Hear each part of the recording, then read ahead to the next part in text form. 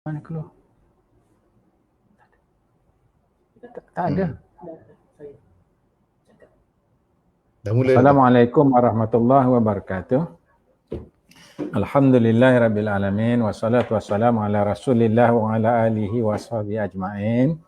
Alhamdulillah, syukur kita panjatkan kepada Allah Subhanahu wa taala kerana pada pagi ini kita dapat bersiaran bersama dengan mantan Menteri Pendidikan kita, iaitu YB Dr. Mazli, yang kita lihat sebagai tokoh muda yang berkecimpung pada peringkat awalnya di peringkat akademik di universiti, dan akhirnya terjun ke dalam dunia politik dan akhirnya memegang jawatan yang penting di dalam kerajaan, iaitu sebagai Menteri Pendidikan. Jadi saya ucapkan selamat pagi dan selamat datang YB. Ya, terima kasih Datuk. Alhamdulillah, kita pada pagi ini kita santai-santai saja ya, bercerita tentang soal pendidikan yang kita berhadapan pada hari ini, khususnya apabila kita berhadapan dengan pandemik COVID-19 ini. Jadi ini banyak soal pendidikan ini yang kita lihat banyak terencat ya, banyak halangan dan banyak rintangan yang kita hadapi, terutamanya bukan hanya di pihak guru tetapi juga lebih-lebih lagi pelajar-pelajar, sama ada di peringkat rendah, menengah ataupun universiti. Jadi sebelum kita pergi bertanya ataupun berinteraksi lebih lanjut lagi, saya ingin mendapatkan sedikit sebanyaklah daripada YB Mazli tentang pengalaman beliau menjadi Menteri Pendidikan selama 22 bulan, apa yang telah dilakukan, yang telah pembaharuan yang telah dibuat, dan bagaimana ya rancangan-rancangan yang telah dirangka tetapi belum kesempatan untuk dilaksanakan ataupun ditunaikan. Mungkin ini kita boleh berkongsi sedikit sebanyak sebelum kita pergi kepada perkara yang lebih mendasar dalam perjumpaan kita pada pagi ini. Dipersilakan YB. Okey, terima kasih Datuk. Assalamualaikum warahmatullahi wabarakatuh dan salam sejahtera kepada semua. Terima kasih yang tidak tinggallah kepada Datuk yang telah sudi untuk membuat bersama mengundang saya ke program ini, walaupun pukul 12 ni orang dah perut dah kriuk-kriuk ni. Tapi saya yakin ramai yang mengikuti, dan alhamdulillah di dalam kita membuat aktiviti harian sepanjang perintah berkurung ni, saya yakin banyak perkara yang kita cuba memastikan kita dapat menyumbang kepada masyarakat. Jadi kembali kepada soalan Datuk tadi, apakah yang telah dilakukan? Dia kau nak senaraikan panjang, dan saya pun dalam tempoh nak terbitkan buku pengalaman saya 20 bulan di KPM, kerajaan 22 bulan, saya 20 bulan di KPM. Kerana saya tinggal lebih awal. Cuma yang saya boleh kongsikan bahawa dalam apa yang kita dah buat dan apa kita tengah buat dan kita rancang nak buat tu, dia berpaksi kepada 4 prinsip utama, Datuk. Pertamanya, pendidikan untuk semua, iaitu akses kepada pendidikan berkualiti untuk semua. Jadi kita nak pastikan tidak ada yang ketinggalan. Sebab tu kalau kita perhatikan, kita ada banyak polisi-polisi di waktu itu yang menjurus kepada untuk memastikan tidak ada pihak yang tertinggal. Sama ada mereka daripada masyarakat rentan, OKU, orang asli, Sabah Sarawak, dan kita nak pastikan bahawa setiap anak-anak, setiap daripada warga mendapat akses kepada pendidikan berkualiti. Sebab itu kita buat zero reject policy, ziarah cakna, keciciran SIFA dan lain-lain lagi. Dan penekanan banyak diberikan juga kepada B40, kalau Datuk masih ingat, kita sediakan laluan khas ke asrama penuh, bagi OKU laluan khas ke asrama penuh dan juga ke IPP dan lain-lain lagi program. Yang kedua, kita berpaksikan kepada prinsip pendidikan merupakan tanggungjawab bersama. Kita bersikap inklusif. Kita cuba libatkan seramai mungkin pihak di dalam gerak kerja kita. Ya. Semua kementerian, semua agensi atau semua pihak lah, pihak swasta, pihak perniagaan, semua kita cuba libatkan dalam ni. Dan kita melakukan libat urus yang banyak pada waktu itu. NUTP saja dalam tempoh 6 bulan kita ada 16 siri mesyuarat bersama mereka. Begitu juga persatuan-persatuan, NGO-NGO, union-union yang lain, peringkat universiti semua, dan segala input daripada mereka kita raikan. Dan kalau kemuncaknya, kalau kita masih ingat lagi, kita telah bentangkan laporan jawatankuasa kajian dasar pendidikan negara hasil daripada libat urus bersama lebih 16,000 pemegang taruh. Dan malangnya perkara tersebut tak dapat menjadi kenyataan kerana kerajaan telah bertukar, dan saya acap kali meminta di Dewan Rakyat supaya kerajaan bentangkan, tapi nampak tidak ada keseriusan di situ. Dan di peringkat pengajian tinggi kita juga telah dengan arahan saya pada 15 November 2019 untuk tubuhkan Majlis Pendidikan Tinggi Negara untuk memisahkan pendidikan daripada politik, dan banyak perkara yang kita lakukan di DIPT sendiri. Contohnya University for Society, kita lakukan juga program dasar inklusif OKU IPT, sastrawan di universiti, membaca di universiti, pengenalan subjek falsafah dan juga etika di universiti. Tapi semuanya kita tak tahu, hari ni macam senyap je. Ya, kalau nak katakan apa kita nak buat tak jadi, itu satu hal, tetapi yang kita nak buat mereka pendamkan, itu satu hal lain. Dan baru-baru ni timbul isu gangguan seksual, sama ada di sekolah ataupun di universiti. Kita telah ada buat dasar tetapi tidak diteruskan, itu yang kita geramkan sangat. Di universiti pun kita dah buatkan bahawa pentadbiran universiti kita libatkan pihak corporate, pihak tokoh, orang bukan politik. Tapi hari ini dia kembali kepada zaman BN, dia tarik segala UMNO apa semua masuk ke dalam universiti, dan akhirnya image universiti semakin tercalar. Ketiga prinsip iaitu tidak ada satu penyelesaian tunggal untuk kemelut ataupun isu pendidikan. Jadi kita meraihkan kepelbagaian dan kecaman, sebab itu kita meraihkan pemegang taruh untuk terlibat sama. Kalau waktu di KPM dulu banyak jawatankuasa kita libatkan untuk laksanakan pelbagai perkara, tapi malangnya semuanya tidak diteruskan. Kalau kita lihat pemansuhan AUKU contohnya, kita telah usahakan untuk kita munculkan satu akta yang baru, itu melibatkan banyak pihak, tetapi juga kerajaan telah mengatakan mereka tidak berminat untuk meneruskan. Jawatankuasa integriti, jawatankuasa reformasi pendidikan tinggi, banyak kita lakukan Datuk, tetapi kerajaan ini seolah-olah tidak lakukan, tidak teruskan. Itu yang kita kesalkan. Dan yang keempat, paling penting, kita melihat pendidikan adalah proses holistik pembangunan insan dan juga pembangunan kemanusiawian. Sebab tu pendekatan kita tekankan konsep value, konsep happiness, konsep cinta, konsep saling menghormati, konsep moral. Itu sentiasa menjadi slogan utama. Dan hari ini tidak diteruskan, nampak gaya kembali kepada exam based orientation. Mereka hanya berbicara tentang peperiksaan dan tidak melihat kepada kerangka luas kepada pendidikan itu sendiri. Sorry Datuk, meliritlah saya jawapannya. Tak apa. Memang itu kita perlu kepada penjelasan seperti itu. Kadang-kadang orang melihat perkara ini suatu yang yang kecil, tetapi sebenarnya sesuatu yang besar ya dalam soal sistem pendidikan ini, sebab kita nak mendidik masyarakat pada masa akan datang, dan masyarakat ataupun anak-anak kita yang akan menjadi pemangkin kepada pembangunan dan juga soal keselamatan negara pada masa akan datang. Jadi oleh sebab itulah maknanya sistem pendidikan kita mesti kokoh, mesti mempunyai vision yang jelas dan mesti mempunyai dasar yang konkret untuk kita laksanakan.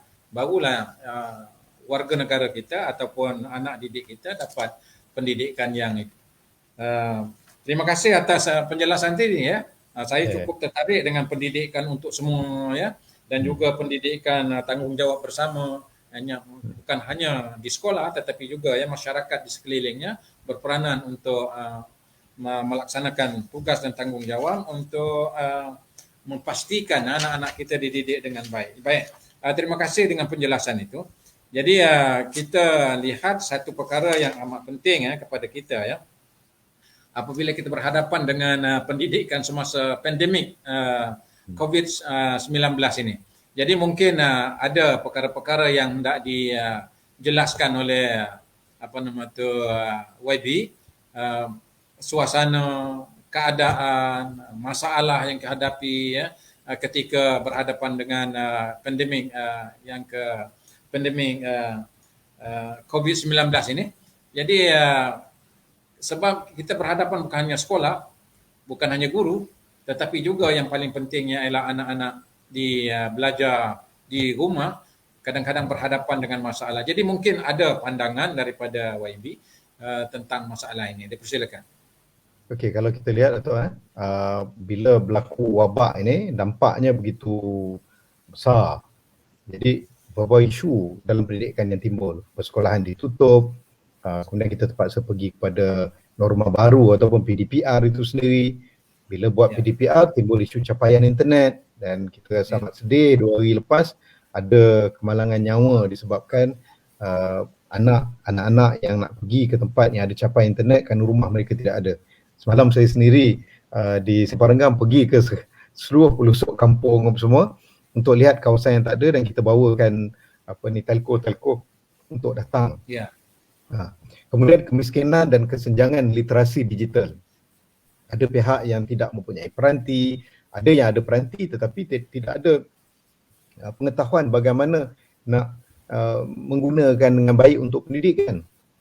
Ada ibu bapa yang tidak mempunyai literasi digital pun memang mereka ada peranti, mereka tengok YouTube, mereka tengok Facebook, tetapi untuk tujuan pendidikan mereka tidak dilatih dan tidak dibiasakan. Kemudian kita menghadapi masalah juga bahan berkualiti pendidikan. Ramai, alhamdulillah kali ini cikgu lebih bersedia dan banyak mereka buat untuk persiapan untuk mendidik anak-anak mereka. Tetapi kita perlu tahu berapa ramai cikgu yang boleh menghasilkan bahan berkualiti, kerana kita tak semua cikgu yang walaupun di kelas mereka pendidik yang bagus dan sebagainya, tetapi menghasilkan bahan dia perlu kepada satu set skill yang lain. Kadang mungkin ada orang dia boleh hasilkan bahan tetapi bila mengajar dia tidak seperti ramai cikgu yang pandai mengajar dan diminati ketika berada di kelas. Jadi ini semua memerlukan kepada sinergi, memerlukan kepada satu usaha yang begitu serius. Dan hari ini isu bahan berkualiti pendidikan isu utama. Ketika anak-anak di rumah dalam keadaan peranti tak ada dan sebagainya, apa yang mereka boleh lakukan? Sepatutnya kita kembali kepada perkara paling basic, back to basic, iaitu membaca. Tetapi nak baca apa? Ya, mereka ada buku teks, tetapi buku teks semata-mata tanpa panduan, mereka tak boleh pergi ke mana-mana. Sebab itu perlunya dihasilkan manual oleh para guru.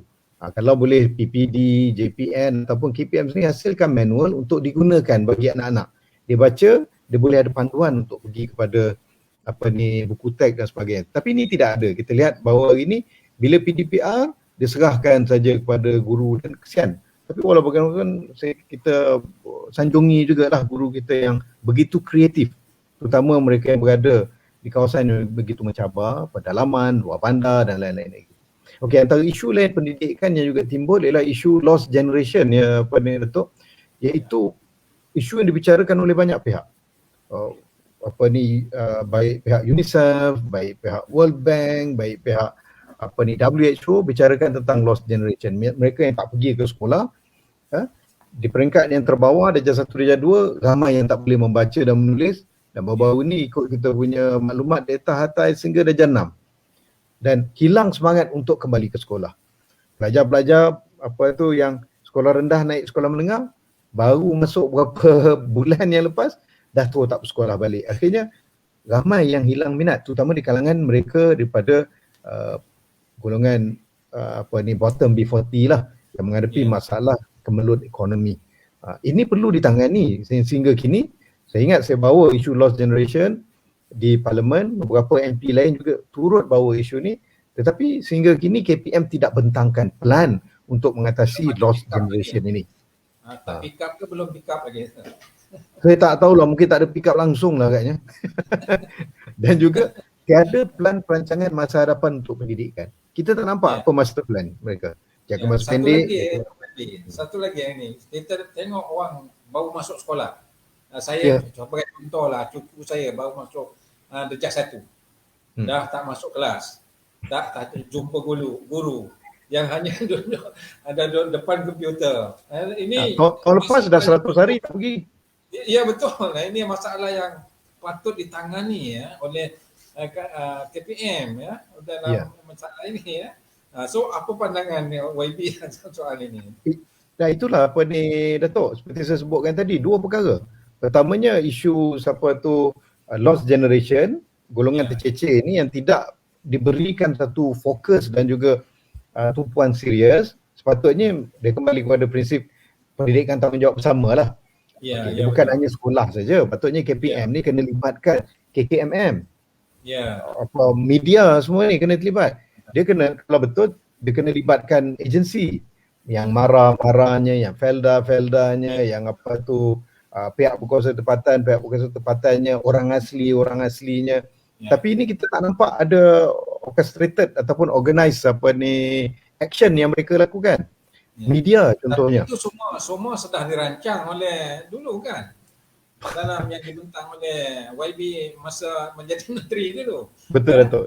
Saya ingat Datuk, kita pernah sampaikan saya bertemu dengan apa tahu, dengan syarikat-syarikat telco ni satu hal lah. Ni dengan apa ni syarikat makanan fast food, McDonald's, apanya yang KFC, Pizza Hut, saya kata sepatutnya mereka membantu apa ni pendidikan, bagaimana kena ada sudut pendidikan di fast food restoran ini. Sekarang orang tak boleh nak pergi fast food restoran, tetapi mereka boleh bantu dari segi CSR. Buat program-program di TV, program-program di radio untuk pendidikan. Mereka boleh viralkan yang kita boleh share di YouTube dan sebagainya. Tapi hari ini tak ada usaha ke arah tu. Dan saya ingat Datuk, bukan setakat fast food. Saya sampai bertemu dengan apa ni syarikat minyak, dengan Petronas, dengan apa, bagaimana mereka boleh terbitkan iklan-iklan ataupun public service apa ni announcement. Mereka boleh buat. Satu lagi iaitu apa namanya sekolah itu ni, sekolah kurang upaya. Itu OKU, betul. Ya OKU ni, yang lembab, yang kurang, yang lambat membaca, yang itu. Adik saya ada, adik ipar lah, mengajar di sekolah itu ni lah, ya. Itu jadi problem. Dia boleh berhadapan dengan komputer, tak hanya 2-3 minit aja. Lepas tu dia larilah, main lah. Jadi macam mana ya kita nak menghadapi masalah ini? Dia kalau perasan Datuk ya, yang paling dekat dengan mereka ialah ibu bapa kat rumah. Ada ibu bapa yang ada masalah lah, kekangan mereka pun terpaksa pergi bekerja dan sebagainya. Tetapi ada yang ada di rumah. Persoalannya, adakah guidance atau panduan yang kita berikan kepada ibu bapa untuk mendidik anak-anak ketika di rumah? Ini tak ada. Betul. Negara dunia ketiga seperti Mesir contohnya, dalam mesyuarat apa ni Menteri-Menteri Pendidikan UNESCO pada 29 Mac baru-baru ni, apa ni Mesir pada negara dunia ketiga ni, tempat Arab ni, mereka ada apa ni rancangan-rancangan khusus di televisyen untuk membimbing ibu bapa bagaimana nak ajar anak-anak di rumah. Dan apatah lagi kalau ibu bapa kepada anak-anak OKU. Sebab tu saya kadang saya hormat tabik lah kepada cikgu-cikgu yang ajar OKU. So ada beberapa yang cikgu saya tengok dia ngajar di apa ni online ni untuk pastikan anak-anak OKU, anak-anak murid OKU mereka belajar. Tak puas hati separuh tu pergi ke rumah-rumah. Sebab tu saya kata ni pahala besar cikgu macam ni. Jadi itulah maksud saya apa ni Datuk, perlu pengembelingan usaha bersama sebenarnya di pihak KPWTM. Saya tak nampak apa mereka lakukan secara proaktif untuk pastikan anak OKU dapat penerusan pendidikan di rumah itu. Kalau yang apa cacat penglihatan boleh dengar yang kalau yang tak mendengar bagaimana, tak semua rancangan ada bahasa isyarat kan. Jadi itu yang perlu kita lihatkan. Mana banyak perkara lagi yang perlu kita selesaikan ya dalam berbagai aspek, hanya dari segi aspek peralatan, tetapi dari segi aspek metod untuk kita mendidik itu. Kalaulah sekolah ataupun guru-guru ya tidak ada kesempatan, maknanya pendidikan kepada ibu bapa itu juga adalah suatu perkara yang amat penting juga untuk mendidik anak-anak yang kurang upaya ni. Jadi terima kasih ya pandangan itu ya. Kalau boleh ya biarlah kementerian melihat perkara ini dengan secara tuntas, secara menyeluruh ya, supaya kita dapat mendidik generasi kita pada masa akan datang ya. Ya satu lagi aspek ya, itu peringkat rendah, peringkat menengah dan sebagainya. perkara yang paling penting ya yang patut dilakukan ialah peringkat universiti. Dulu Kementerian Pendidikan ini peringkat universiti ataupun peringkat atas dengan pendidikan sekolah menengah dan itu rendah itu satu kementerian. Sekarang ini sudah dipisahkan. Jadi ini mungkin ada pandangan daripada itulah YB sendiri perlu ke ataupun macam mana ke pandangan itu sendiri berat sangat ke ada dua section ini maknanya tinggi dan menengah ini dipisahkan. Sebab itu perkara ini amat penting ya untuk kita lihat sebab generasi yang akan kita nak lahirkan itu iaitu generasi yang betul-betul terdidik, terasuh supaya negara kita dapat dibina dengan sebaik mungkin. Jadi apa pandangan YB sendiri? Ya, betul tu. Sepatutnya pendidikan dilihat sebagai satu usaha berterusan yang tidak boleh dijuzuk-juzukkan. Sebab tu tindakan kita meletakkan kedua-dua pendidikan tinggi dengan pendidikan dasar dalam satu kementerian ni satu keputusan yang paling penting. Malah kalau kat Indonesia dia masukkan kebudayaan. Yeah. Di Jepun dia masukkan sains, itu lagi banyaklah mencabar. Tapi saya nampaklah logik bila masukkan kebudayaan. Tapi sekarang kita bicarakan bahawa pentingnya dua kementerian ini bersama. Contohnya, kalau kita lihat baru-baru ni timbul isu pengambilan guru secara one off 18,000 contohnya ya. Saya tidak mendengar lagi daripada pihak kementerian tinggi memberikan komen mereka. Kenapa? Kerana sepatutnya mereka kena fikirkan kalau diambil guru-guru yang ramai ini daripada dikata graduan yang pelbagai, kita mesti tahu bahawa VOT ataupun grant untuk guru kita hantar ke sekolah ini dia ada kota setiap tahun. Jikalau kita bukakan lebih kepada kota tersebut, persoalannya adakah dia menggunakan kota sedia ada untuk menampung ataupun dia akan makan kota orang-orang yang ke depan yang belum graduate ni. Setahun, 2 tahun, 3 tahun ke depan. Kalau dia makan kota-kota tersebut, apa nasib dengan graduan daripada fakulti pendidikan dalam tempoh setahun, 2, 3 tahun ke depan? Kan biasanya kita buka kota grant ini berdasarkan kepada unjuran. Dan kita tak dengar komen daripada KPT lagi. Yang pertama. Ini tak ada unjuran ni. Saya tak tahu. Kita sekarang ni tidak ada ketulusan. Dia buat buat pengumuman seperti itu. Kemudian mari saya duk ikuti pengumuman. Saya tak buat apa-apa statement akhbar lagi kerana saya nak saya tak ada data yang lengkap. Okey. Yang keduanya, bila keluar keputusan SPM baru ni, kan ramai dapat cemerlang, betul kan? Dapat cemerlang paling terbaik 5 tahun semua. Tetapi orang mula mempertikaikan kualiti kerana pelajar-pelajar tak ikut lebih 100 hari pendidikan dan sebagainya. Isunya di peringkat pengajian tinggi, apa yang patut mereka lakukan sebagai proses intervensi ataupun corrective measurement terhadap mereka yang akan masuk ke institusi pengajian tinggi ni lepas SPM. Memang keputusan cemerlang, kita tak nafikan anak-anak kita mungkin telah berusaha sebaik mungkin, cikgu-cikgu telah bantu mereka, tetapi persepsi terhadap kualiti yang ada di peringkat industri, sebab bila mereka habis bergraduan lepas 4-5 tahun lagi, mereka akan kerja persepsi itu akan timbul terhadap lepasan 2020. Kalau kita tidak lakukan intervensi ataupun koreksi terhadap persepsi ini, dia akan menjejaskan masa depan anak-anak ni selepas 5 tahun lagi. Dan ini sepatutnya adanya usaha daripada KPT. Tetapi KPT tak ada apa-apa suara. Kan? Yang pertama. Dan keduanya, kita tahu anak-anak kita di universiti, anak saya 2 orang, lepas ni seorang lagi nak masuk universiti, menghadapi masalah konten ataupun kandungan yang berkualiti untuk ketika mereka berada di rumah. Mereka ikut online. Kita tahu bahawa bila berada kat rumah dengan online ni dia tak sama. Datuk pun pernah jadi lecturer dulu, kita kat kelas lain kita boleh cerita-cerita persiapan. Tetapi rakan-rakan kita masih kat universiti yang bila mereka mengajar, dia kata lain macam. Lepas habis kelas sejam dua dah memang macam ni. Sekarang ni ramai yang sakit belakang, sakit darah tinggi naik, kita pun bukan muda lagi. Orang rumah saya pun mengajar you, sakit belakang apa semua kan. Kenapa dia sampai jadi macam tu? Kerana kita tidak mempunyai bahan sokongan sampingan. Saya pernah usulkan tahun lepas, saya kata universiti di Malaysia ni kena buat usaha sama dengan universiti kat luar yang dah ada bahan-bahan, ataupun universiti kat dalam Malaysia yang ada bahan-bahan. Sebab tu di waktu pandemik ni, universiti kena bekerjasama. IPTA, IPTS kena buat sekali untuk bangunkan bahan berkualiti. Kalau perlu kita pergi ke universiti luar negara yang tahun lepas saya ikut kursus online dekat Harvard lah, dekat Durham, dekat Oxford, dekat ni dia orang buat kursus online percuma tu, dan bahan-bahan berkualiti mereka secara percuma boleh diakses online. Kenapa tidak kita di waktu ini universiti kita buat MOU dengan universiti ini, gunakan bahan-bahan mereka, dan kalau boleh diakreditasikan, kita akreditasikan. Kita ada MQA, boleh menilai.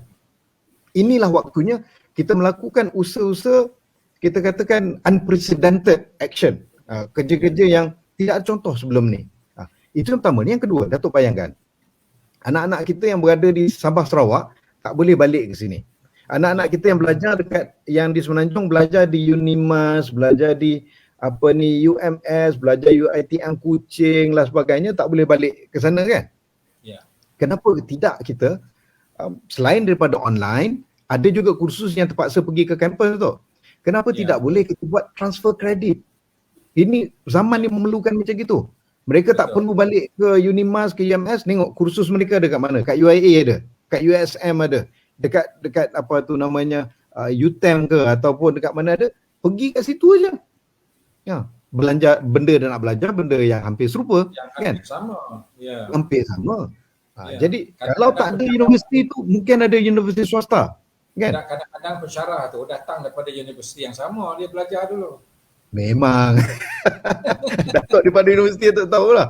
Jadi usaha yang kreatif, ilmu dia tu serupa je. Lagi macam UiTM Datuk, lagi banyak kampus kan.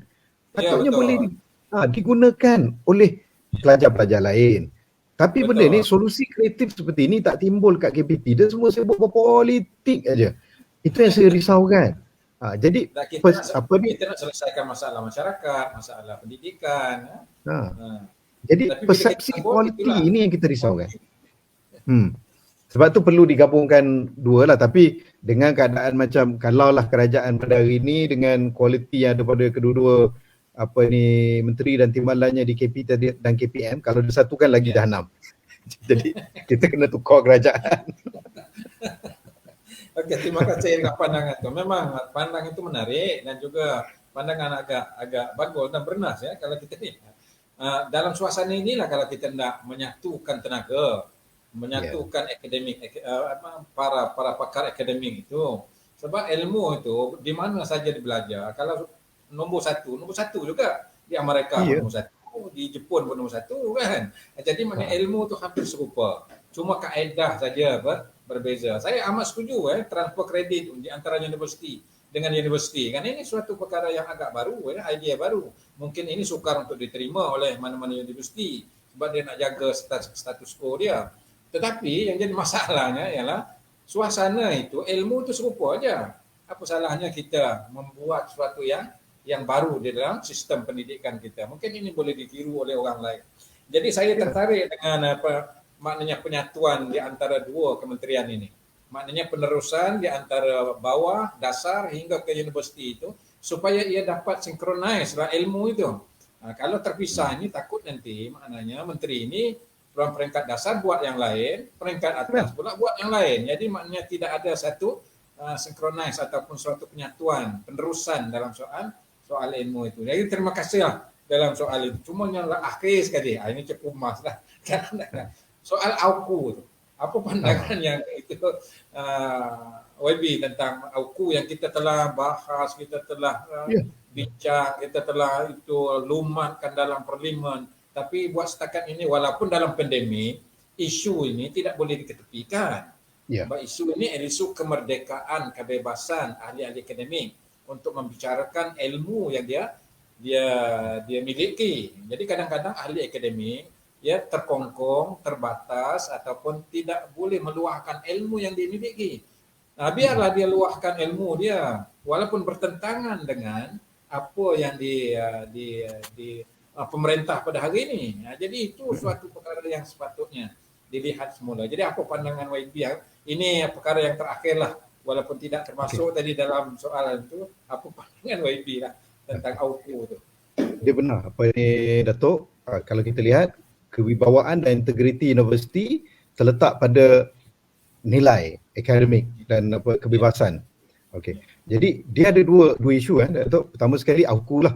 AUKU kita telah tubuhkan jawatankuasa di zaman kita dulu untuk gantikan AUKU dengan undang-undang yang lebih komprehensif yang akan gabungkan AUKU, Undang-Undang 555 yang melibatkan IPTS dan beberapa pindaan terhadap undang-undang yang berkaitan lah, akta IPT semua 546 untuk kita sekalikan dengan yang lebih bersepadu. Okay. Sebelum YB meneruskan, saya nak ucap tahniah dulu lah kepada YB kerana pada zaman YB dulu pembangkang boleh masuk universiti. Tahniah lah tu. Betul. Sekarang saya sekolah pun dalam parlimen saya tak boleh masuk. Saya pun tak boleh masuk sekolah.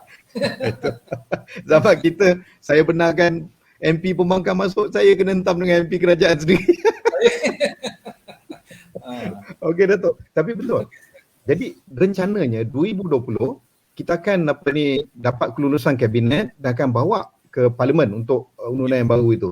Tetapi bila tukar kerajaan, dalam jawapan daripada menteri dan juga timbalannya, kita dapati mereka memang kata mereka tidak berminat untuk meneruskan usaha menggantikan AUKU itu. Itu yang pertama. Tetapi yang kita sempat buat ialah kita mansuhkan Seksyen 15 di AUKU untuk memberikan kebebasan berpolitik kepada siswa kita. Itu memang dapat kita lakukan dan rentetan daripada itu. Kalau Datuk ingat lagi Disember 2018, rentetan daripada itu kita pergi kepada satu usaha lain iaitu untuk menumbuhkan student union ataupun kesatuan pelajar yang sekarang ini wujud di beberapa universiti, terutama di UIA. Itu nampak mereka agak terhadapan. Okey, itu yang pertama. Tapi kalau untuk akademik Datuk, sebenarnya keterikatan kita bukan sangat dengan AUKU. Bagi ahli akademik, kita lebih terikat sebenarnya dengan Akta 605. 605 ni tidak perlu dipinda di parlimen. Dia hanya perlu kepada kelulusan daripada Perdana Menteri. Dan saya telah bawakan Akta 605 ni kepada pindaan Akta 605 kepada Yang Amat Berhormat Perdana Menteri pada waktu itu, Tun, yang kita cadangkan 3 pindaan, 3 tambahan berkaitan dengan inilah. Pertamanya, kita ingin supaya kebebasan akademik tadi dimansuhkan ataupun dimansuhkanlah beberapa seksyen, beberapa peraturan di dalam tu yang menghalang kita untuk penerbitan, untuk pelbagai. Dia bukan hanya sekadar nak masuk parti, orang nampak bila nak masuk kita, itu satu benda lain. Tetapi yang penting ialah kalau nak ikutkan masalah kita akademik kat universiti tu, nak luluskan penerbitan kita tanpa izin ketua jabatan, dekan susah, dan juga susah. Itu yang kalau suara vokal, saya ingat dulu banyaklah kali saya terima surat tunjuk sebab, telefon dan sebagainya kan. Okey, jadi itu kita masukkan. Dan yang kedua, kita buat penambahan terhadap beberapa kesalahan dalam akademik. Pertamanya kita tambahkan kesalahan berkaitan dengan ahli akademik ialah plagiarism ataupun kecurangan akademik. Yang keduanya berkaitan dengan sexual harassment yang saya tulis semalam. Saya ada buat kenyataan semalam. Dan juga yang ketiga, keterlibatan dengan scam ataupun Ponzi scheme lah, yang cepat kaya dan sebagainya. Jadi itu semua pindaan ini termasuklah dengan pindaan kebebasan dan juga termasuk dengan pindaan ketibatan politik, yang 3 perkara saya sebutkan itu, dia boleh dipinda oleh Perdana Menteri. Yang saya serahkan kepada Tun, sebenarnya sign Tun saja dah boleh nak ubah benda tu dan beri kebebasan kepada ahli akademik. Tetapi saya pun tak tahu apa yang berlaku. Tahu-tahu kerajaan pun dah bertukar. Mula-mula menteri bertukar, saya tak jadi menteri lagi. Kemudian kerajaan bertukar. Kemudian bila saya tanyakan di parlimen, mereka tak kerajaan yang ada melalui jawapan oleh Menteri KPT dan Timbalan tak nampak serius mereka terhadap isu ni dan mereka pun tak menghargai isu tersebut. Ya.